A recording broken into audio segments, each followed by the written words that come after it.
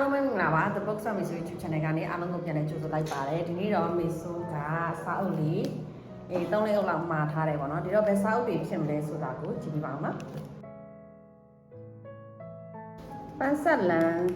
ကနေမှာတာပါစုစုပေါင်း4အုပ်ပေါ့နော်4အုပ်မှာတာတန်ဖိုးငွေကတော့34,500ကျပ်ပေါ့နော်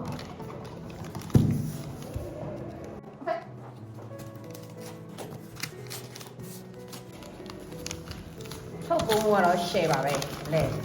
ဘိုးရတယ်ဆိုလို့ရှိရင်လည်းဒီဆိုပေါ့နော်ကျွန်တော် plastic နဲ့ဖက်ချထားပြီးတယ်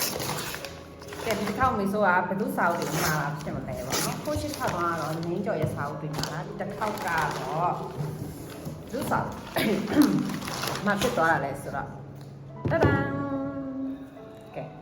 ခစ်ရှိညိုစာရေးဆရာမခစ်ရှိညိုရဲ့စာအုပ်တွေကိုမှာထားတာဖြစ်ပါတယ်ဒီဆိုကဆရာစာရေးဆရာမခစ်ရှိညိုရဲ့ narrative ဆိုတဲ့စာအုပ်ကိုဖတ်ပူတယ်ပေါ့နော်နောက်ပြီးတော့ဒါ online ပေါ်မှာ TikTok တွေပေါ်မှာရော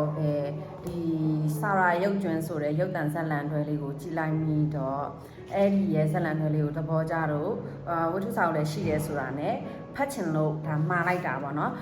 ကြည့်လိုက်တဲ့အခါမှာသူ့ရဲ့စာအုပ်က6အုပ်လောက်ထွက်ပြီးသွားပြီမိဆိုက narrative ဆိုတဲ့စာအုပ်လေးဖတ်ပြီးသွားပြီဆိုတော့ခါကျတော့သူ့ရဲ့စာအုပ်နောက်ထပ်9အုပ်ကိုမှားတာပေါ့နော်9အုပ်မှာပဲမဲ့4အုပ်ပဲရခဲ့ပါတယ်ဆိုတော့ဗါတယ်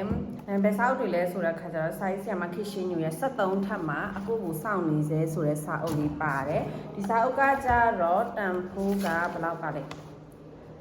ဒီစာအုပ်ရဲ့တန်ဖိုးက6500ကျပ်ဖြစ်ပါတယ်နောက်တစ်ခုကသိုဝက်ကြည်စားအပ်တော်ရက်ဝင်လိုက်တဲ့ဒီစာအုပ်ကခါကြတော့6000ကျပ်ဖြစ်ပါတယ်နောက်တစ်ခုကကြတော့ဒီမှာမီဆိုးဇက်လန်တွဲကြည့်ပြီးသားဖြစ်တဲ့စာရာရုပ်ကျွန်းဆိုတဲ့စာအုပ်လေးဖြစ်ပါတယ်ဒီစာအုပ်ကလည်း maybe 9000တန်ဖိုး9000ကျပ်ဖြစ်ပါတယ်နောက်ပြီးတော့ညော narrative ကတော့ရှိပြီးသားပါနောက်တစ်ခုကဒီစာအုပ်ကကြတော့လေoriginal စာအုပ်ကိုမဆိုဖတ်ပြီးပြီမြန်မာဘာသာပြန်တစ်ခါမှမဖတ်ဘူးသေးလို့ဟိုလမ်းကြုံမှာလိုက်တာပါเนาะဒီစာအုပ်ကကြတော့ဘယ်လောက်ပါလဲ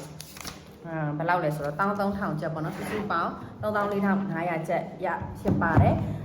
စာအုပ်4အုပ်စာရေးဆရာမခစ်ရှိညူရဲ့စာအုပ်က3အုပ်ပါတယ်ဒီထဲမှာမိဆိုကတော့ဒီစာရာရုပ်ကျွန်းဆိုတဲ့စာအုပ်ကိုအရင်ဖတ်ဖြစ်မယ်ထင်ပါတယ်သူ့ရဲ့အရေးသားလေးတွေကတော့တမျိုးပေါ့နော်ရိုးရိုးလေးနဲ့အခုခေတ်ဒီတက်သစ္စာစာရေးဆရာမတွေထဲမှာဆိုလို့ရှိရင်နည်းနည်း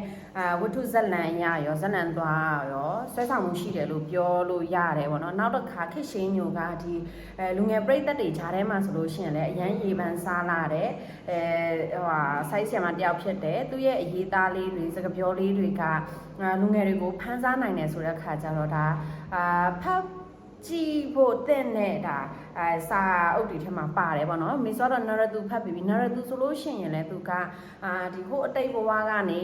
ဟိုအတိတ်ဘဝနဲ့ဒီခုလက်ရှိဘဝကိုချိတ်ဆက်ပြီးတဲ့ခါကျတော့ဖော်ပြသွားတဲ့စာအုပ်ဒီစာရာရုပ်ကျွန်းဆိုလို့ရှိရင်လည်းဒီ bipolar ဖြစ်နေတဲ့ဒီယောဂခံစားနေရတဲ့ကောင်လေးရောကောင်မလေးရောသူတို့ရဲ့ချစ်ချမ်းပေါ်မှာသဘောထားတဲ့ပုံစံတွေသူတို့ရဲ့အချစ်ပေါ်မှာတွယ်ညီတဲ့ပုံစံတွေအဲ့ဒါလေးကိုရေးထားတာဖြစ်တဲ့အတွက်ကြောင့်မို့တော်တော်လေးလဲဆက်ဆောင်မှုရှိတယ်ပေါ့နော်အခုနောက်ပိုင်းစိုင်းချင်မှာခစ်ရှင်းညိုကဇက်လန်တွေမှာဒါရိုက်တာအနေနဲ့လည်းနေရာယူပြီးတော့ရိုက်လာတယ်ဆိုတော့ဒါမစိုးဘူးလို့ပြောလို့ရတယ်ပေါ့နော်ဆိုတော့မီဆိုကသူ့ရဲ့စာအုပ်လေးတွေကိုမှဖတ်ဖြစ်ခဲ့တာဖြစ်ပါတယ်ဆိုတော့